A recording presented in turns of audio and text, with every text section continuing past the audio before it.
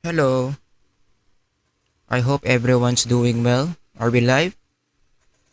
Yes, I think we are up and live.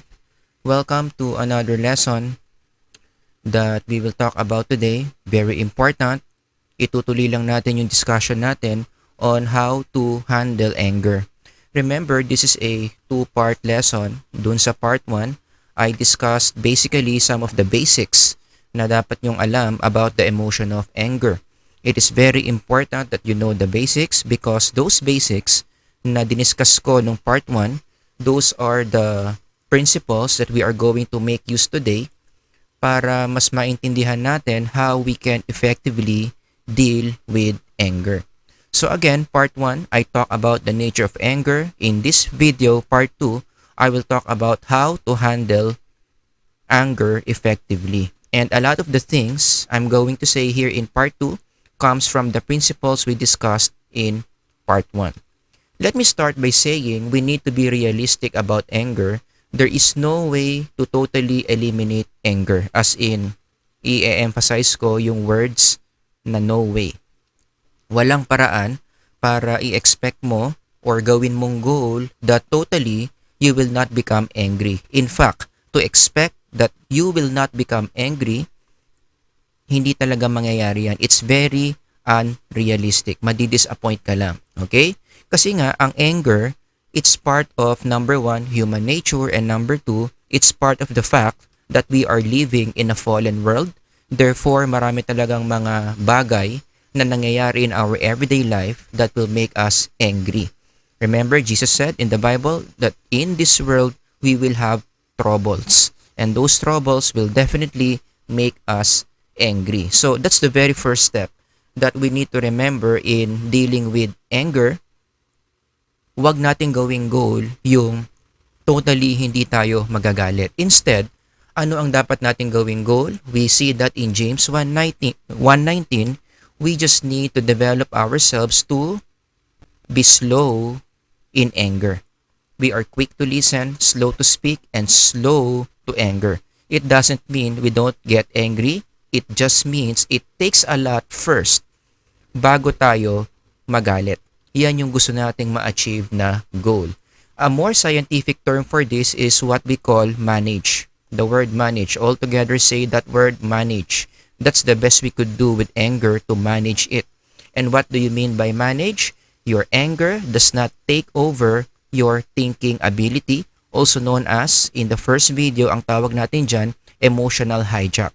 Yan yung gusto nating ma-achieve na goal. It's okay to get angry, but our anger does not totally take over our thinking to the point na gumagawa na tayo ng mga bagay that we shouldn't be doing or things that we later on will regret. So it's okay to be angry as long as we are still in control, we are still masters of our own anger. Now, let's have a very quick picture of what anger looks like, or at least the process of anger. Ganito nangyayari kapag ang tao nagagalit. Usually, it starts with an event, and then that event will generate cognition or automatic thought patterns. As in automatic, I want to emphasize automatic. Ibig sabihin, mahirap kontrolin yan. If you are in that event that makes you angry, almost automatically, your thinking patterns that will make you angry will emerge. And that thinking pattern, yan na ngayon yung magpapalabas ng emotion of anger. You see, you don't become angry for no reason. The reason why you are like this is because of what happened here in number 2. Meron kasing mga automatic cognition that are hard to consciously control. Maliwanag ba? So anger is not a random emotion. And then, our video for today will focus on this green box, yung maraming mga question marks. Now that we feel anger because of that event that activated cognitions in us, what should we do? Ano yung mga moves na pwede natin gawin to lessen the intensity of this anger? Again, no, ang goal natin, it's not to totally eliminate this, but to at least just minimize the intensity of that anger. So yun yung gagawin natin for this video. What are the things that we can do while we are now feeling that emotion called anger. I want to teach you 3 psychological techniques na makakatulong kung paano ma-diffuse or humina yung intensity of the anger that we are experiencing. The first one is called cognitive reframing. This is a very psychological term. In psychology, cognitive means thinking pattern, what runs inside your head. Sa Tagalog, yung takbo ng utak mo. Yung reframing naman means you change the way you see something. Kaya nga yung word na frame, di ba? Sa psychology ang tawag dyan or ang ibig sabihin ng frame, the way you look at something. So when you say reframe, you are going to change the way you see the situation that makes you feel angry. Actually, technique number 1 is from a principle I discussed in part 1 of our video that we decide how we interpret events. Let me repeat, we decide how we interpret events. Given this, in a way, we also decide whether we become angry or not. So bakit ka ba nagalit? Kasi pinili mo na isipin yung mga bagay na nakakapagpagalit. So it's not the person that made you angry, it's not the event that made you angry, it's the way you think about the situation that made you angry. Magandang illustration, no, to further support that principle. Take a look at this picture. Ito. In psychology, we call this visual illusions. In these pictures, you can see 2 possible images. Yung isa, young girl. Yung isa, old guy. So I want you to please just focus on the picture and try to see the young girl. Yung young girl, yung naka-side view, di ba? Ito yung chin ng young girl. Ito yung side ng mukha niya. Ito yung sombrero ng young girl. I hope you can see that. Pero you can also see or choose to see the old guy. The old guy, ito naman yung kanyang mustache o yung kanyang bigote. Ito naman yung sombrero ng old guy. Ito naman yung mata ng old guy, so on and so forth. So this is a picture where you can choose to see the young girl or the old guy. So let's have an exercise here. I want you to see the young girl right now. 1, 2, 3, go. See the picture, young girl perspective. For 5 seconds, 5, 4, 3, 2, 1. And then you transfer to the perspective of the old guy. I want you to see the old guy right now. 1, 2, 3, 4, 5. What determined kung ano yung makikita mo? Whether the young girl or the old guy, the word is your choice. You have chosen what to see. Whether you're going to see the young girl or the old guy, ikaw ang nag-decide niyan. The same thing that we apply, the same principle we apply when it comes to angry situations. It will activate anger thoughts within us that makes us feel angry, but it is our choice whether to stay in those thoughts or run away or to diffuse those thoughts. It is within our power. Maganda nga yung sinabi ni Stephen Covey about that ability of our minds to choose how we react to a situation. He says, our ultimate freedom is the right and power to decide how anybody or anything outside ourselves will affect us. We are the ones who will choose how will this situation affect us. In what way? Again, isusulat ko lang dito yung napakahalagang word. It all depends on your thoughts, how you see things, how you interpret events. Doon manggagaling whether or not you will be effective in handling your anger. So anyway, the key to less anger is to decide to see the angry or the situation in a positive way. Yung sitwasyon na nangyari that makes you feel angry, para ma-diffuse mo yung galit na i-generate nun, hanapin mo yung positive side of that situation. The more you see the positives in that situation, the lesser the intensity of your anger. Again, ang sabi ko, lessen the intensity of the anger.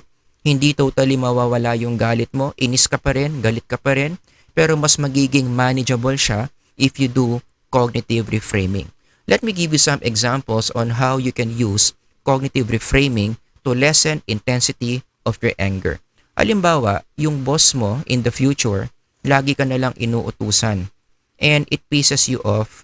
Feeling mo lagi kanya pinag-iinitan.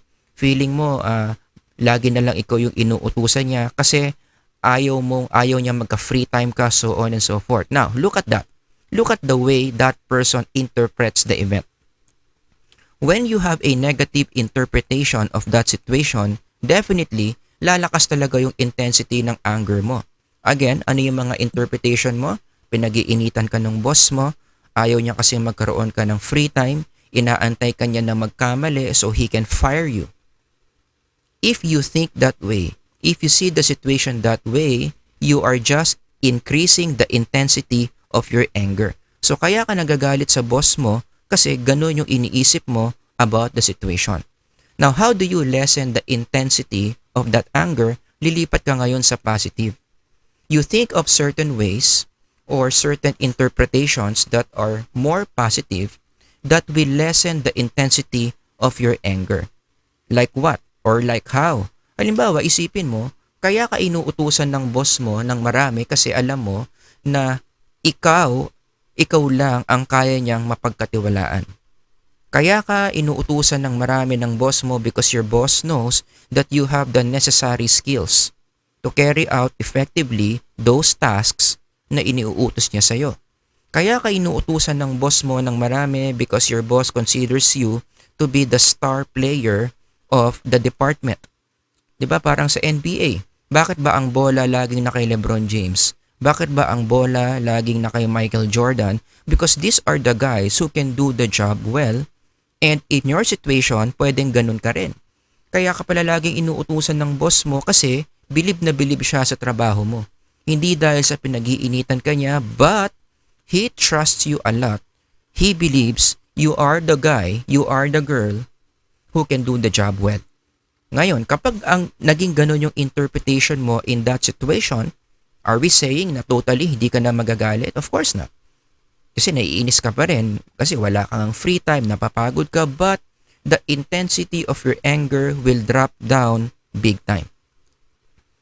Diba? Hindi ka gagawa ng mga bagay out of your anger because you are able to effectively diffuse the intensity of the anger that you are feeling. And how did you do that? Naghahanap ka ng mga positive interpretation on the situation.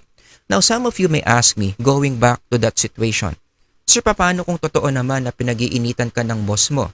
Paano kung totoo naman na talagang inaantay ka lang niya na magkamali para pagalitan ka? Again, those possibilities may be true. Pwedeng totoo yon. We are not denying that, but at this moment, it doesn't matter. It doesn't matter at this moment whether what you're thinking is true or not. Ang mahalaga ngayon is to contain yourself and to diffuse, to weaken, to lessen the intensity of your anger so you can effectively do your job. Yun lang naman yung goal natin, to lessen the intensity of your anger. Now again, whether or not yung mga iniisip mong negative kanina, totoo o hindi, that doesn't matter right now. Isipin mo na lang yan later, after the day, after you come home, that's where you reflect. But at this moment, while you are working, while your boss is giving you these tasks, you don't like your anger to be getting the most out of you. And the best way to do that is again, yung tinuturo ko nga ngayon, cognitive reframing, hanap ka ng mga positive thoughts in connection to that situation where you are in. Another example, let's say you are playing sports, nagbabasketball ka, bigla kang nasiko. Siyempre, your body is in pain, it can generate angry thoughts, pwede kang gumante, at makipag-away doon sa sumiko sa'yo. Right? But then again, going back to cognitive reframing, it is your choice how you want to see that situation. Ang mga players na nakikipag-away out of their anger because they were hurt by another player, according to sports psychologists, where did that come from? Saan nanggaling yung anger nila na that made them na nakipagsapakan doon sa game na nilalaro nila? Because of angry thoughts. Because that person thought that this guy intentionally did that. Kaya niya ako siniko kasi sinadya niya yan. Kasi binubuli niya ako, so on and so forth. Now, when you activate that thought, if you choose to have that thought, malamang sa malamang, you will feel angry. That may lead you to do behaviors that you shouldn't be doing in a game. Nakipagsuntukan ka dahil doon na bigyan ka pa ng technical foul, dahil doon napatalsik ka pa sa game. You were thrown out of the game because you acted out of your anger.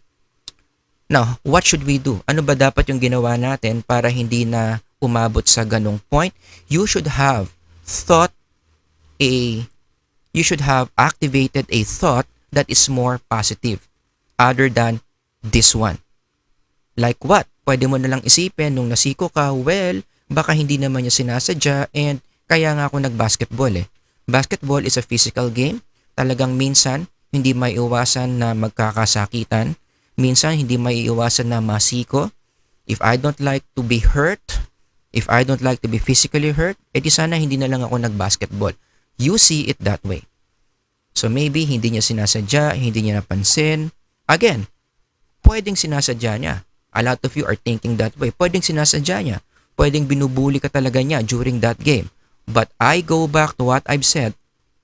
At this point, it doesn't matter whether sinasadya niya o hindi. Our goal is to lessen the intensity of your anger. And the best way to do that is to activate a thought that will not generate powerful anger. Such as, yung sinabi ko nga kanina, ganyan talaga ang basketball. Nagkakapisikalan talaga. It's part of the game. Maybe it's not intentional. I just need to shake this off and continue playing the game. Kapag ganun ka mag-isip, I'm sure yung iyong level of anger, the intensity goes down, mas makakapag-focus ka sa game na nilalaro mo. Okay, so anong tawag dun sa tinuturo ko so far? Cognitive reframing. Now, let's do some exercises to apply yung tinuturo ko na cognitive reframing. I would like you to come up with positive interpretations of the following situations that can potentially make you feel angry. Ano yung mga magagandang thoughts or magagandang interpretation yung pwede nyong gamitin? Let's say you find yourself in the following situations. Halimbawa, you did not get the appreciation you deserve for a project. Ilang gabi kang nagpuyat, ang dami mong ginastos, pagod na pagod ka, at the end of the day, yung appreciation na punta doon sa groupmate mo na wala namang ginawa. Siya pa yung pinalakpakan, siya pa yung binigyan ng praise, pero ikaw talaga yung naghirap sa project. Again, let's not deny this, nakakagalit talaga yan. You are not a bad person if you feel angry in this situation. But how do you control yourself? How do you make your anger become less intensified? Paano mo pahihinain yung intensity ng anger mo? Hanap ka ng magandang thought from that situation. Like what? Pwede mo na lang isipin na, okay, these people praise them but I got good things from working on this project. Like what? Well, dahil ako yung nagtrabaho sa project, mas marami akong natutunan, mas marami akong skills na alam kumpara sa taong yan. And in the future, this knowledge, these skills that I've learned, pwede kong gamitin yan in the future to advance myself, to advance my career. After all, yun naman talaga ang point ng school. Matuto. Oh, this guy na praise nila na wala namang ginawa. Oh, he just got praised. Pero yung essence ng education, hindi niya nakuha. Hindi siya nakakuha ng knowledge, hindi siya nakadevelop ng skill, but you did. O, diba? Sinong talo? Yung praise naman ng tao, hanggang isang araw lang yan, o 2 araw lang yan, or let's say 1 week lang yan eh. But the knowledge and the skills that you develop, it stays with you as long as you live. So, mas marami ka pa rin nakuha from that experience compared to the groupmate who was praised pero hindi naman nagtrabaho. So kapag ganun ka mag-isip, mas malalesen yung intensity of your anger. Ito, another example, this is based on my personal experience. Let's say you got irritated by the many security procedures before entering a bank. Minsan talaga nakakairita yan, di ba? Yung bago ka pumasok ng bank, i-check yung bag mo, tapos kung meron ka pang mga bulsa doon sa bag, lahat yun ipapa-open ng guard. Sometimes it's a little annoying. Kasi napaka-inconvenient ng ganon, di ba? Oo. So, I also felt that. I also felt that I entered into this bank and then pinabukas yung bag ko, meron pa akong smaller bag inside my bag, pinabukas din yun, pinabukas din yung lahat ng zipper, so on and so forth. At some point, I got irritated. that can potentially blow out to become anger. Pero ano yung naisip ko? Inisip ko para hindi na siya mag-continue into full-blown anger, this is actually a good thing. Hinanapan ko na maganda. It is a good thing that this security guard has this kind of procedure. Bakit? Kasi makakasigurado ako later on when I enter the bank that inside that bank, it's safe. Because basically, everyone underwent that procedure. Walang nakalusot dyan ang may barel. Diba? Lahat ng tao doon sa bangko makakasigurado ako na hindi violente, wala silang mga barel because they underwent strict procedures. And this guard is doing his job for the safety of everyone inside the bank. So nung naisip ko yon, oo nga no, ginagawa niya to, pero ano ang benefit nito? Pagpasok ko mamaya sa bangko, I can just sit down and relax because I know I am in a safe place because of the strictness of this security guard. O imbis na nagalit ako sa gwardiya, imbis na uminit yung ulo ko sa mga pinapagawa niya sa akin, all of a sudden nawala yung irritation ko, now I want to thank the guard. Gusto ko ngayon siya pasalamatan because he's doing his job so well to keep us safe inside the bank. Nung naisip ko yon, nung na-activate ko na yung thought na yon, it lessened the intensity of my anger. To the point na parang nawala nga yung irritation ko, nawala yung galit ko. I just felt grateful towards this security guard. So that's what you mean by cognitive reframing. Okay? Dapat meron kang maraming mga thinking patterns or thought patterns that will diffuse, that will weaken the intensity of your incoming anger. Pero alam nyo, para sa akin, ang pinaka-powerful talaga na thought pattern para ma-diffuse kaagad yung mga angry feelings natin is Romans 8:28, happens to be my life verse. All things work together for good to those who love God. Kung lahat ng bagay sa mundo, lahat ng situation sa pagdaraanan mo, ganyan ang interpretation mo. This event is happening because God allowed it to happen, and He allowed it to happen because He has good reasons for me. Ang hirap magalit. Do you agree? Imagine, every situation, you look at that situation in the light of Romans 8:28. Hindi ka talaga magagalit dyan because you know that this situation was allowed by God. And when God allows a situation to happen, when He allows you to experience a certain situation, it is always for the reason that this situation is something good for you. Merong tinuturo ang Diyos sa'yo. Meron siyang pinapalakas na character trait mo. That's why you are undergoing that difficult situation. Actually, Romans 8:28, meron yang counterpart verse in the Bible in the narrative of Joseph the Dreamer, one of my favorites. As you know the story, si Joseph, yung mga kapatid niya naiinggit sa kanya. To make the long story short, he was sold to the Egyptians. Yung sarili niya mga kapatid, binenta siya sa mga Egyptians. And so when Joseph went to Egypt, ang dami mga hindi magagandang nangyari sa kanya. You just read the book of Genesis if you want to review those things. But to make the long story short, in the end, Joseph became one of the most powerful guys in Egypt. And then, fast forward, nung naging powerful na siya, he had an encounter where he met his brothers again. The very brothers who sold him to the Egyptians, nakita niya ulit. And we all agree that that is a situation that can really jumpstart your anger. Ito yung mga kapatid ko na binenta ako. Lahat ng paghihirap ko sa Egypt nangyari because of what they did. I would understand Joseph if he will be thinking of angry thoughts and therefore will be very angry towards his brothers in that part of the story. Pero nung nagkita-kita yung mga brothers, nung finally na-reveal sa mga brothers na powerful man na si Joseph at nagpakilala na si Joseph sa mga brothers niya, if you read that part of the story, you cannot sense any degree of anger coming from Joseph. In fact, takot na takot yung mga brothers niya sa kanya because they know that Joseph has the right to be angry after what they did to him. But again, Joseph was not angry at all. Maybe he was hurt. but he was not angry and did some revenge towards his brothers. Question is why? Ano yung nagpapacify? Ano yung nagpalesen ng intensity ng anger ni Joseph? I think the way he thought is just like Romans 8:28.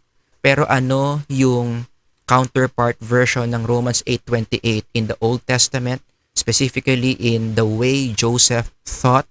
Ang ganda. You can just take this down or maybe you can screenshot what he said.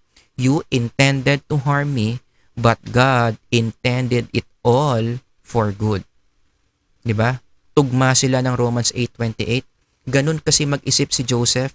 Lahat ng nangyayari sa akin, God is allowing it to happen because He has something good in store for me. And so when Joseph saw situations that way, yung kanyang angry feelings, humihina yung intensity because maganda yung kanyang pag-iisip towards that situation.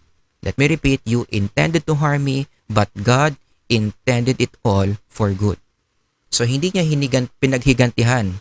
Hindi siya gumanti doon sa mga brothers niya because he saw that situation that way in God's perspective. So that's one of the most powerful ways of reframing the situations that you are in. That God is allowing this to happen because He is trying to teach me something, and that something, I'm sure, is something very good for me. Technique number 2, how to minimize the intensity of your anger. Pwede kang gumamit ng tinatawag nating anticipation. Basically, what we do in anticipation is we are very open to the idea that things will make us angry. It will happen. We should not expect that it's possible na sa isang araw walang mangyayari na makakapagpagalit sa'yo. Remember that there is no way in this world where you can do anything para walang makakapagpagalit sa iyo. Jesus Himself said that. In this world, you will have trouble. And those troubles that you will experience in this fallen world can potentially make you feel angry. Kaya, i-adjust nyo yung expectations nyo. Huwag nyong ipag-pray kay God na sana hindi kayo magalit today because along the way, laging merong mangyayari na makakapagpagalit sa iyo. So what do you do? As a response, what you do is you anticipate. Look forward. Okay, this is the day. Another day in this fallen world. There will be troubles and those troubles will make me feel angry. I'm looking forward to it. Now you might ask me, how does that even work? Paano nakakatulong yung pag-anticipate ko ng angry situations in the way I feel anger? Okay? How will that even help? Ganito yan. The benefit. Let's talk about the benefits. Kapag ina-anticipate mo kasi na magagalit ka within the day, open ka sa idea that indeed, there will be situations that will make you feel angry. Number 1 is, that is already a very powerful step to lessen your anger when it actually does happen. Anticipated anger is anger less intensified. Kapag ine-expect mo na merong mangyayaring makakapagpagalit sa'yo at nangyari nga yung situation na yon, guess what? The anger that you will feel, it's not as intensified as compared to you never expected that situation will happen. Kasi ang anger nagiging mas powerful yan kapag may isang bagay na nangyari na hindi natin ine-expect. In English, we are caught by surprise. Every time we are caught by surprise, that contributes to the intensity of our anger. Kaya ang panglaban doon para hindi ka ma-caught surprise or caught off guard, i-anticipate mo talaga na anytime something may happen that can make you feel angry. And if it does happen, going back to what I'm saying, ang advantage nun, mas mababa yung intensity of anger that you are going to feel. One good example of this would be the way we deal with traffic. Many people, bakit ba umiinit yung ulo nila when it comes to traffic? Because they never expect it. Akala nila dahil holiday ngayon or dahil bago yung daan na dadaanan nila walang traffic. So they never expect that there will be traffic. Only to find out, pagdaan nila, sobrang traffic, they were caught off guard, and that situation, being caught off guard, will generate powerful emotions of anger. No, baliktarin mo. Expect mo na kahit anong bago ng daan, kahit holiday pa ngayon, because people love going out, talagang traffic. So lalabas ka ng bahay, sa ulo mo, in your head, you are thinking, traffic ngayon. Traffic sa dadaanan kong lugar. Sigurado yan 101%. And then you begin driving, and then you arrive at that road, at nakita mo ang traffic. Question, are you going to be angry? Siguro, but the intensity is less. Why? Because you already saw this happening inside your head. Nakita mo na sa utak mo kanina na traffic nga dyan at totoo ngang traffic. So yung intensity of anger mo, because you have already anticipated it, hindi ganun kalakas. Mas nagiging manageable siya. Yan ang benefit when you anticipate possible situations that make you feel angry. Another benefit when you anticipate situations that can make you feel angry is, this is a very big word in psychology, it will enable you to do preparation. Kapag alam mo na anytime pwede kang magalit, ang natural response mo dyan is, pwede kang mag-prepare for those situations that will make you feel angry. Halimbawa, going back to my traffic example, ine-expect mo na traffic sa daraanan mo. Dahil ine-expect mo na matraffic dyan, pwede ka na ngayong gumawa ng mga preparations. Para kapag totoong traffic nga doon sa dadaanan mo, meron kang mga handang gagawin. Like what? For example, because you expect that road to be traffic, you anticipated it, you already made some preparations. Habang traffic, makikinig ako ng audiobook. So you begin to play the audiobook that you have saved in your cell phone and listen inside the car while you are in the traffic. Di ba? Or maybe, habang traffic, habang nakatunga ka dun sa daan, kunin mo yung pocket notebook mo and you begin to jot down the things that maybe you need to accomplish that day, or pwede mo nang isulat yung pagbabudget mo that you always do monthly. O di habang natatraffic ka doon, habang 30 minutes na hindi gumagalaw yung kotse, nagbabudget ka. Or maybe you are making some reflections about you and God, about your spiritual life. So, naging productive ka kahit na traffic. So, that's a powerful reason not to be so much angry. Oo nga, traffic. Yung 30 minutes ko umandar na nandun lang ako pero naging productive ka. Pero bakit ka naging productive?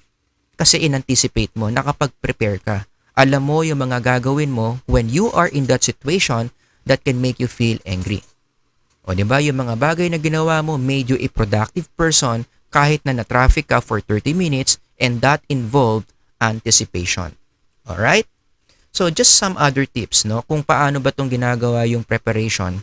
Usually, ano ba yung mga dapat mong i-prepare? If you anticipate yourself being angry in the future, mayroon ka dapat action plans when it comes to the phase where you think you are about to get angry and the phase where you are already angry. Yan yung mga bagay na dapat mong pinaghahandaan as you look forward to situations that can make you feel angry. Remember, going back to the picture of anger, balikan natin para mas malinaw. Hindi naman kasi kaagad na may nangyari, automatic cognition, and then hindi naman kaagad sasabog yung anger mo, no? Oo, dadaan ka muna doon sa dalawang phase na yon. Usually, meron ka munang before, that's the spark, and then pag wala ka pang ginawa dyan, that spark becomes the fire. Now, you are experiencing full-blown anger. So given that, ano yung mga bagay na dapat mong pagpreparahan, paghandaan, now that you anticipate being angry? Okay. Some tips. Mga bagay na dapat paghandaan mo bago ka magalit is the following. Unang-una, dapat maging maging aware ka that you are already about to get angry. Again, hindi ka agad sumasabog . There's a situation, automatic cognition, hindi ka kaagad galit, meron mo ng mga small signs yan. You perspire, namumula yung mukha mo, bumibilis yung tibok ng puso mo, clenched fist, so on and so forth. When you feel these things, you know these are the spark, and those sparks can lead you to have full-blown anger. O ngayon, pagplanuhan mo, kapag alam mo na, nararamdaman mo na yung mga bagay na yan, then what you do is, kailangan handa ka sa mga different strategies on how to distract yourself. Distraction. Right? I know I'm getting angry. This is the spark. I'm feeling some things. But hey, I'm prepared. In what way? I know what to do. I need to distract myself. Ayaw mo kasing yung spark na yan will become the fire. Remember, emotional hijack? Doon ang gagaling yan eh. Yung meron ng spark, pero wala ka pang ginawa. Parang apoy.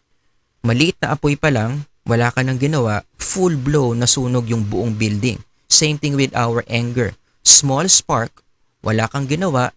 What happens? Those energies that is being generated dito sa lower part of the brain, dahil wala kang ginawa, it moves to the upper part of the brain, boom, full-blown anger.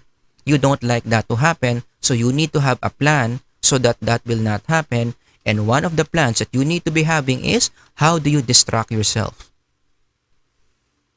Habang inis ka pa lang, habang irritable ka pa lang, ano yung mga posibleng distractions na pwede kong gawin so that my thinking brain will not be taken over by my angry feelings. Okay? Remember yung news item dati, yung pulis na namaril ng mag-ina? That's what happened to him. Meron na siyang nararamdaman na spark, pero wala siyang ginawa. Hindi siya handa doon sa mga spark na yon. So ano nangyari? That spark that he experienced took over his thinking brain to the point that he no longer thought and he did what he did. So the next question now is, what are some of these distractions that you can use para yung spark hindi na mag-take over doon sa upper region ng brain mo at magdilim yung paningin mo sa galit? You can use cognitive tasks or tasks that will make you think. Again, remember, going back to that brain, no? Remember the upper region of the brain? This is actually used for thinking purposes or reasoning purposes. So the best way para hindi na umakyat yung angry feelings or yung angry energies from the lower part of the brain to the upper part of the brain is to make the thinking part work. The more your brain thinks rationally, the more decline will happen to the angry feelings that you have in the lower region of the brain.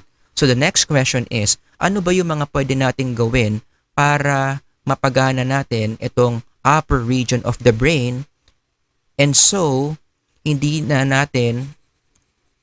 ito ma-overcome ng lower region of the brain. I have some tips. For example, magbasa ka ng comics, mag-solve ka ng Rubik's Cube, manood ka ng isang calming video na nakasave sa cellphone mo, or maybe you can solve mathematical equation in a small notebook. Again, it sounds weird. You will look weird in doing these things, but let me tell you, this helps. This will definitely help in helping you how to be more in control of your anger. Again, kapag ginagawa mo kasi yung mga bagay na yan that you can see on your screen right now, ito, the more you do this, the more you are making the upper region of the brain work. And that is the only way that you can pacify, you can weaken the intensity of the angry feelings that your lower part of the brain is feeling. Paganahin mo yung upper region of the brain mo, you do intellectual things and activities. Another way na pwede mong gawin, okay, para habang nandun ka pa lang sa spark level is you can use verbalization techniques, visualization techniques, and let's not forget the power of prayer. Ginagawa itong mga verbalization and visualization techniques in psychology in dealing with people with anger management problems. They are being taught to use certain words that are very relaxing to their minds. For example, in one textbook, nabasa ko yung word na wusa. Oo, for some reason, people feel relaxed when they say the word wusa. So, kapag naiinis ka, irritable ka na, just say the word wusa.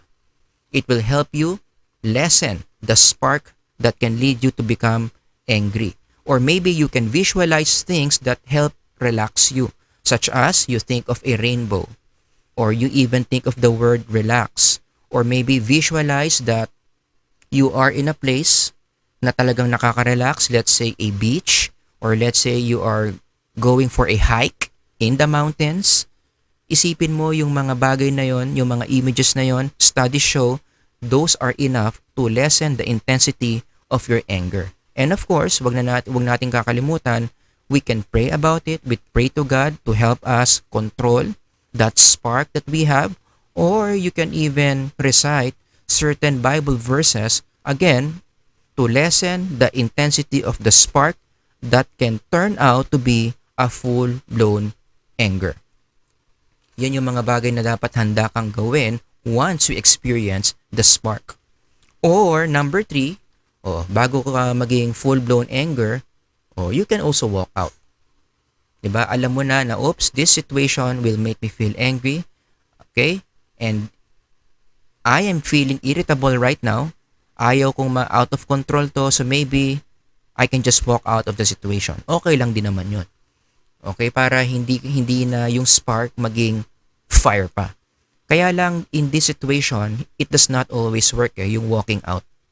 Agree? There are times you really need to meet that situation head on.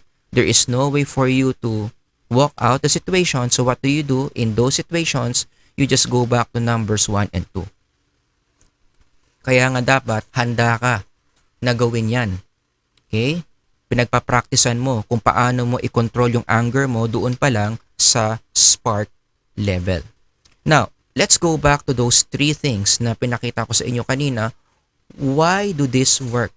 According to studies, these are very effective in preventing yourself to experience full-blown anger again. Bakit gumagana yung tatlong yan?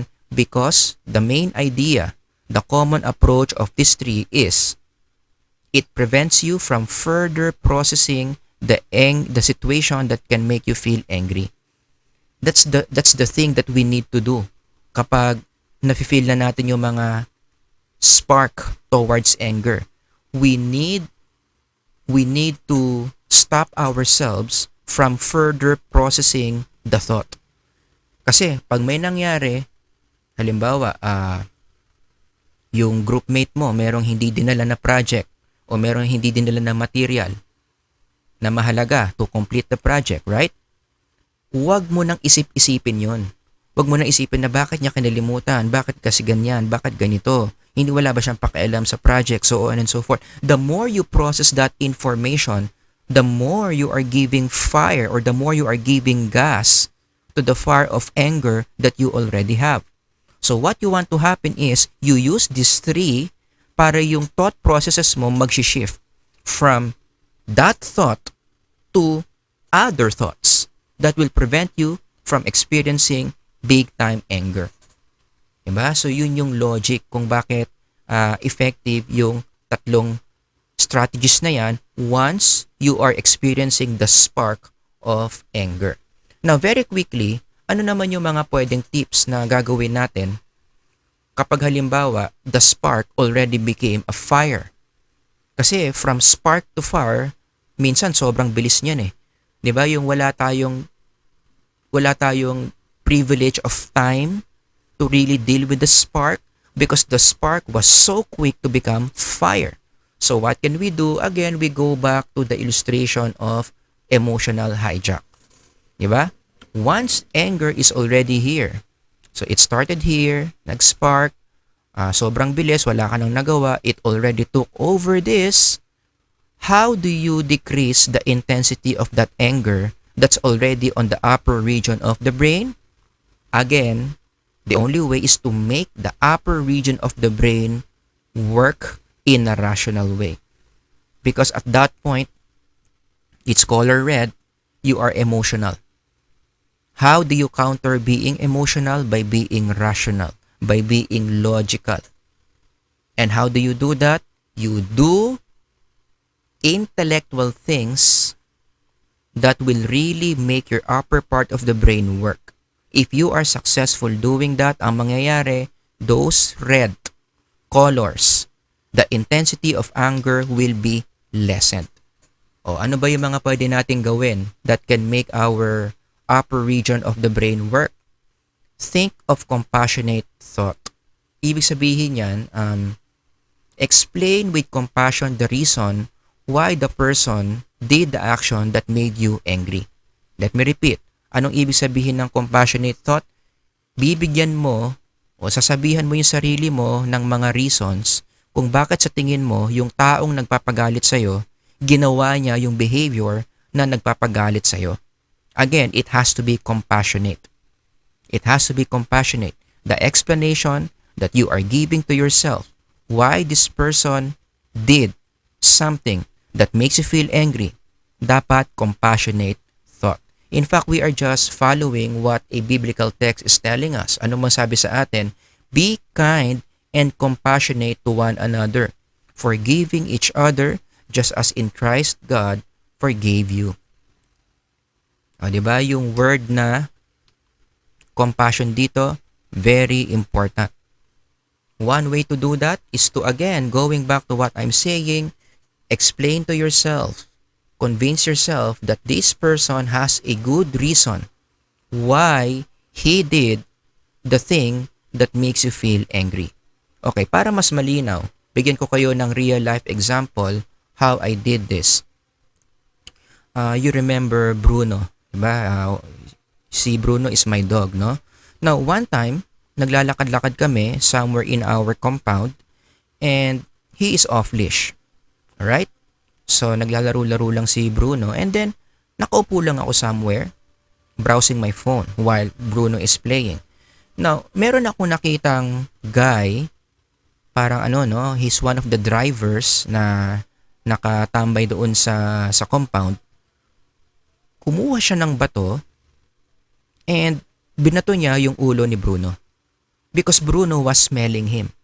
Inaamoy-amoy siya, so ginawa nung guy, kumuha siya ng bato and then binato niya yung dog ko. Now, for those of you who are pet lovers, you understand what I will feel. It started with a spark. Nainis ako, pero it's very automatic, the spark became a fire. Nagalit ako. Right? Talagang, I wanted to do something physical to that guy who threw stone to my dog, who I love so much. I want you to feel the emotion I felt. Imagine that was you. Practice your empathy here. Come on. That's your dog, beloved dog, your pet, your baby, and you see this guy randomly throwing stones to him. Right? You feel angry. Now, because I'm teaching anger management, I applied my lesson to myself. Anong ginawa ko? Practice ko yung tinatawag na compassionate thought. So what did I do instead? Now that I feel so angry, I want to be physical, I contained myself. I made my upper region of the brain work. And how did I do that? Nag-isip ako ng isang magandang reason why I think this guy threw a stone on Bruno's head. Baka naman kasi meron siyang acceptable reason why he did that. And you know what I used? Because I am a psychology teacher, I know how fear works. I know how trauma works. Maybe this guy has a trauma or has irrational fears for dogs. Because I teach that in abnormal psychology, na ang taong may trauma, kapag nakakaranas siya ng intense fear towards something, the person tends to do things that are not rational. Kahit ano na lang gagawin niya out of intense fear. So that's what I thought. Maybe this guy is traumatized with dogs.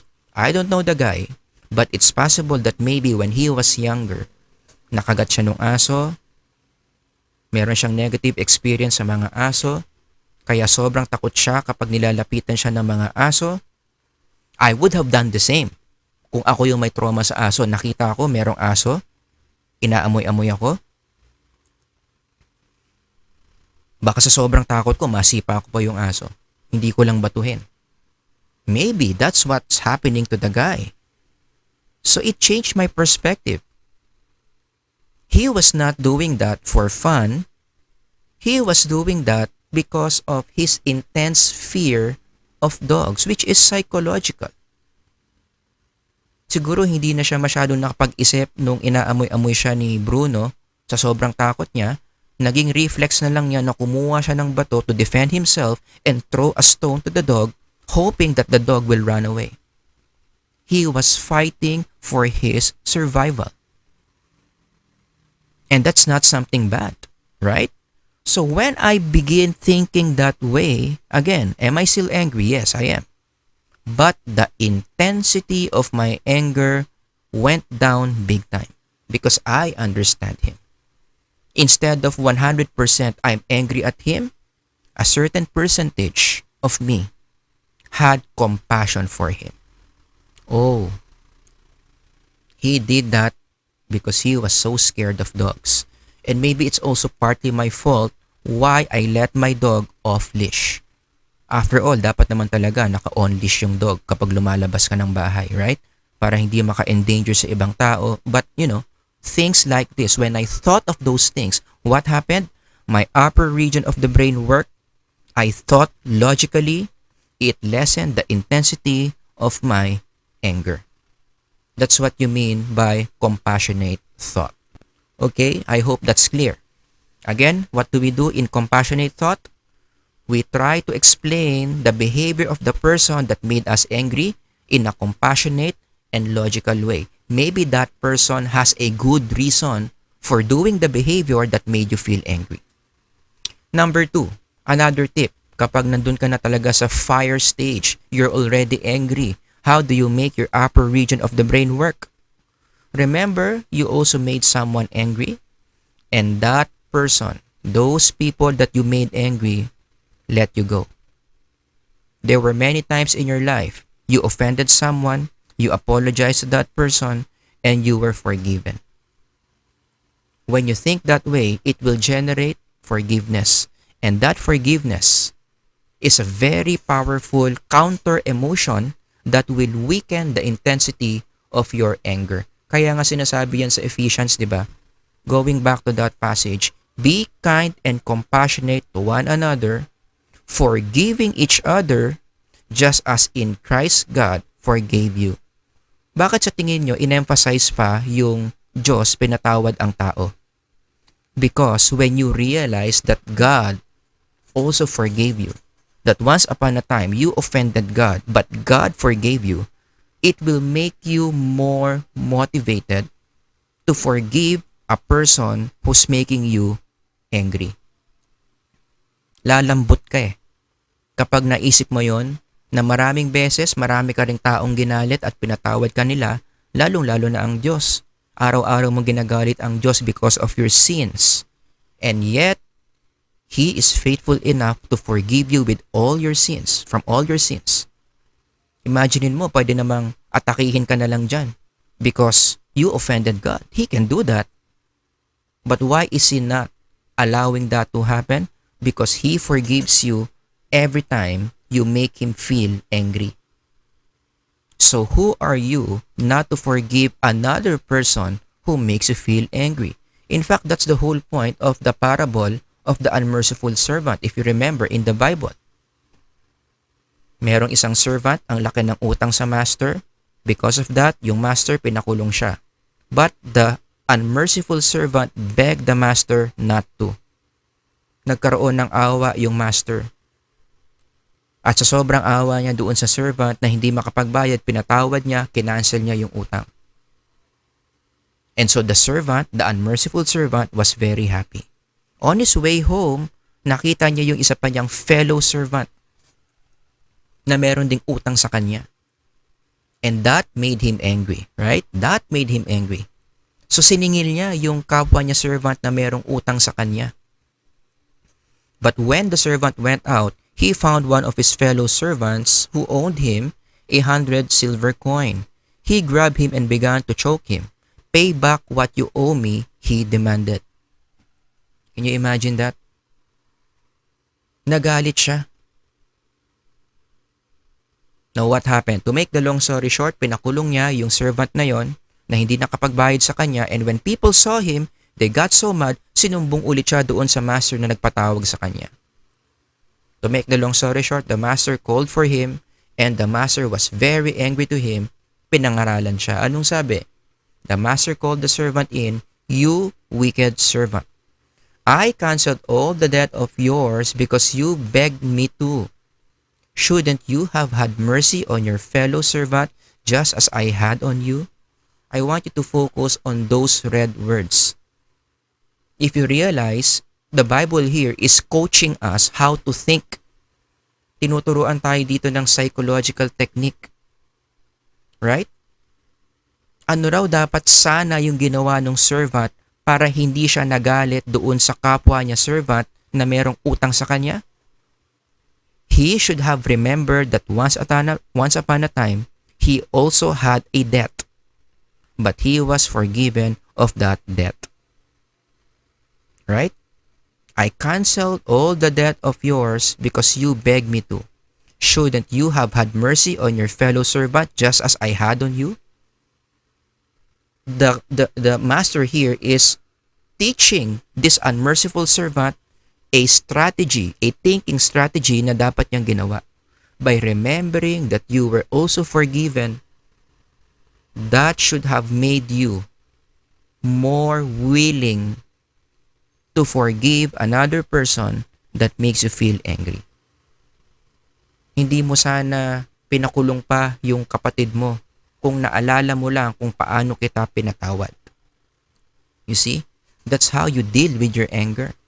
Yes, nakakagalit yung ginagawa sa'yo, but remember, maraming beses ikaw yung nakakagalit. And people forgave you for that. Hinayaan ka na lang. God forgave you for that. Who are you not to forgive others? Diba? When you realize it that way, when you see things that way, my goodness, you are making your upper brain work, and that will lessen the intensity of the anger that is taking over the upper region of the brain. Number 3, another tip while you are already angry, and psychology has already confirmed this, no? Deep breathing helps. Dun sa first 2 kasi na tips, more on what you think inside your head, you can also do something in your body to lessen the intensity of your anger, deep breathing. Sabi ng mga psychologists, 3 malalim na hinga lang yan. 1, 2, 3, big time, bababa yung level of anger mo, coupled with the things that you are currently thinking inside your head. Alright? And technique number 3, as we close, another way to deal with anger para mahina yung intensity ng anger mo, mas maging manageable, is to practice assertiveness. Saying what you want. One of the reasons why a person becomes angry is that person is not able to say what he or she wants to say. Malakas talagang magpalakas ng anger intensity yun eh. Yung meron kang kinikimkim, meron kang gustong sabihin na hindi mo malabas for certain reasons. Nahihiya ka, or ayaw mo na lang ng gulo. So kinikimkim mo na lang, tinatago mo na lang. One way to deal with that is to let it out. Kapag nasabi mo na kasi yung mga bagay na gusto mong sabihin, as a consequence, as an effect, intensity of anger goes down. Yung pressure sa loob ng ating psyche nababawasan when you are able to verbalize what you want to say, but in a calm and non-offending way. Yan yung condition natin. Hindi pwedeng yung nararamdaman mo inside, yung gusto mong sabihin inside, you'll say it the way you want to say it. No. Kasi kapag mali ang pagkakasabi mo, narinig ka nung taong kinagagalit mo, o na-offend yung taong kausap mo, sasagot yan. And most likely, yung response niya is also negative. Kasi negative yung sinabi mo, what will happen? That will further intensify the anger that you have within yourself the more you become out of control. Hindi na katulong. Diba? Galit ka, sinabi mo yung gusto mong sabihin, na offend yung yung kinagagalit mo, sumagot din siya, edi nag-away lang kayo lalo. So you can say what you want to say, but in a calm and non-offending way. We call that in psychology assertiveness. Diba? Sinasabi nga ng Proverbs, a gentle answer turns away wrath, but a harsh word stirs up anger. So para maiwasan mo na yung pagsasabihan mo sasagot sa'yo ng nakakagalit din, dapat yung pagkakasabi mo gentle. I want to emphasize those words. Gentle answer. Ano raw nangyayari sa gentle answer? It turns away wrath. Humihina yung intensity ng anger, both sa'yo at doon sa taong kausap mo. And the way to do that, how do you give a gentle answer, is to become assertive. Paano po ba maging assertive? You follow the following outlines. Tatlo lang naman yan eh. If you want to say what you want to say, para mabawas-bawasan yung galit mo, you stick with this outline. Describe, explain, and instruct. Anong ibig sabihin ng describe? Describe means, sabihin mo dun sa kausap mo, what is it in that situation that makes you feel angry? And then you let that person know why that situation or what he or she is doing makes you feel angry. And then, number 3, sabihin mo, what should that person do para mabawas-bawasan yung anger na nararamdaman mo. Again, you stick with this outline. Don't say anything na wala dito sa outline. Wala sa describe, wala sa explain, wala sa instruct. This is very important. Describe, explain, instruct. Let me give you an example. Ano yung pwede mong sabihin for describe? Take for instance, I think your music is too loud. Naiinis ka, hindi ka makapag-concentrate sa pag-aaral mo, malakas kasi yung music ni Shoti. So lapitan mo siya, in a calm voice, you describe what's making you feel angry. I think your music is too loud. Then you explain, how is the music too loud make you feel angry? Why does it make you feel angry? When your music is too loud, I cannot concentrate with what I do. Hindi ko ma-memorize ang maayos yung laman ng notebook ko kasi yung words ng kanta sumasabay sa aking isip. So nadidistract ako. Nawawala yung concentration ko from my notebook na pupunta sa malakas mong music. Now, instruct, ano dapat ang gawin para mabawasan yung anger mo? So if it's okay with you, could you please turn it a little bit down? Pwedeng pahinaan ng konti. You see? Wala kang sasabihin na wala sa describe, explain, instruct. In that case, you became more assertive. Another example, halimbawa, describe. Ready? You did not talk to me nicely a while ago during the meeting. Siguro nabastusan ka. You felt you were taken for granted. This person did not acknowledge your presence, or siguro may sinabi siya sa'yo na na-offend ka. You should have talked to me nicely, alright? So, describe. What made you feel angry? Then explain. Bakit ka galit dyan? I felt offended. I felt bad. I felt my opinion was not important. Parang feeling ko binaliwala mo yung mga sinasabi ko. That's explain. Yung instruct. Ano naman yung instruct? Next time, can my opinion be heard or even be considered? Or maybe next time you can talk more nicely to me. Diba? In that way, you became more assertive. You were able to let it out. So again, expect one of the benefits of being assertive, yung level of anger mo bababa kasi nasabi mo yung gusto mong sabihin. Hindi mo siya kinimkim. Pero, nung sinabi mo, assertive. Hindi siya offending for the person na kinakausap mo. Some other guidelines in becoming assertive. Number 1, please make sure that you are using a calm tone. I know it could be a challenge, especially kapag nandoon ka na sa fire face. Galit ka na, minsan talaga lalakas boses mo, tataas yung boses mo, but you do your best. The calmer your tone, the more that person will receive what you're saying. Kasi kapag masyadong malakas yung boses mo, pasigaw ka, tendency, the person becomes defensive. He or she won't listen to what you're saying, which will make you more angry. So dapat kalmado lang yung pagkakasabi mo sa tao while you are becoming assertive. Number 2, you use I statements. More I statements. Ikaw, I feel like, I think. Huwag kang masyadong gagamit ng ikaw, ng you, or ng mo in Tagalog. Kasi the more you are using these pronouns, mo, you, bakit ka ganito, bakit ka ganyan, pwede bang ganito ka, ganito ka kasi. That person will become more defensive and again, they will not listen to what you will say. And number 3, please, many people violate this kaya lalong tumitindi yung pag-aaway, you stick to the present issue. Going back to my illustration, you just focus on the describe. Stay here. Yung describe dyan, dapat yung ngayon, yung nangyayari ngayon. Never ever be assertive and include past issues. Kung ano lang yung nangyayari ngayon, kung ano lang yung ikinagagalit mo ngayon. Because some people, when they become assertive, under describe, they include other things na tapos na. Other than yung nangyayari ngayon, isasama po yung nakaraan. Bakit dati ginawa mo yan? Dati ka pang ganyan. Inulit mo na naman, di ba? Dati ginagawa mo yan. Again, when you do that, talo mong dinidiin yung kausap mo na mali siya, na meron siyang ginagawang kinagagalit mo, the more that person becomes defensive. At kapag naging defensive yung taong kausap mo, mawawala ng epekto yung pagka-assertiveness mo.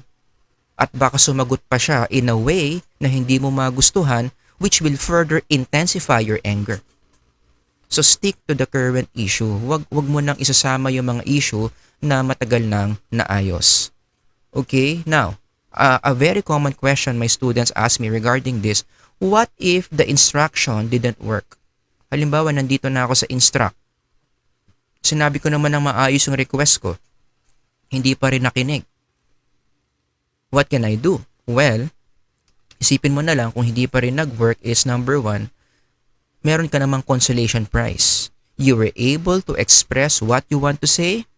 You were able to let it out and that is already a big help to lessen the intensity of your anger.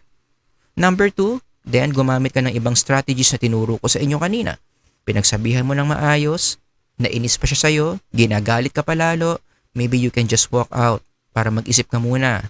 Hinga ka muna ng malalim somewhere or kung walang way para magawa yan, you can just think of a situation where you can see yourself very relaxed.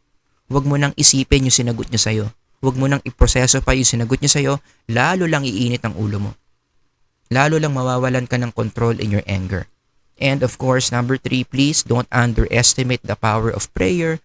Pray to God that He helps you control the anger that you are feeling right now. Alright? Now, just to formally close our lecture for today, no? Bigyan ko lang kayo ng mga exercises. You can just work this on your own. How do you become assertive in the following situations? Number 1, your office mate was late in a very important meeting you are leading. Kayo na lang bahala dito, no? Come up with a script, describe, explain, instruct how you will talk assertively to this office mate. Or maybe in your case, dahil mga estudyante kayo, you can replace office mate with classmate. Okay? Another one, number 2, you feel that your friend is taking you for granted. Parang hindi kanya kinakausap. Habang kinakausap mo siya, nagsiselfone siya. Napakahalaga ng mga sinasabi mo, nag-open up ka sa kanya, parang hindi siya nagpe-pay attention sa'yo, naiinis ka. Nagsisimula ka ng magalit. How can you become assertive about this? Again, describe, explain, and instruct. Use the outlines I have provided you. In summary, the following are the things that we discussed today about how to handle or manage effectively your anger. Number 1, cognitive reframing. Number 2, anticipate that you will become angry. Sorry, typo error to. This should be number 3, practice assertiveness. Okay, basta ang bottom line lang naman class, I don't want you to miss the point, no? How do you become a master of your anger? How do you become how do you become a good how do you develop a skill to develop your to control your anger so well? Ang bottom line lang naman dito, class, is the more you think, the less you get angry. That's the key to a managed anger. Para yung mga emotions dito sa lower region of the brain, hindi siya nagte-take over sa upper region of the brain. The principle here is, you need to make yourself think rationally. Think logically. And the ways to do that, sinabi ko na yan sa aking lecture ngayon. And in fact, that's what these three are doing.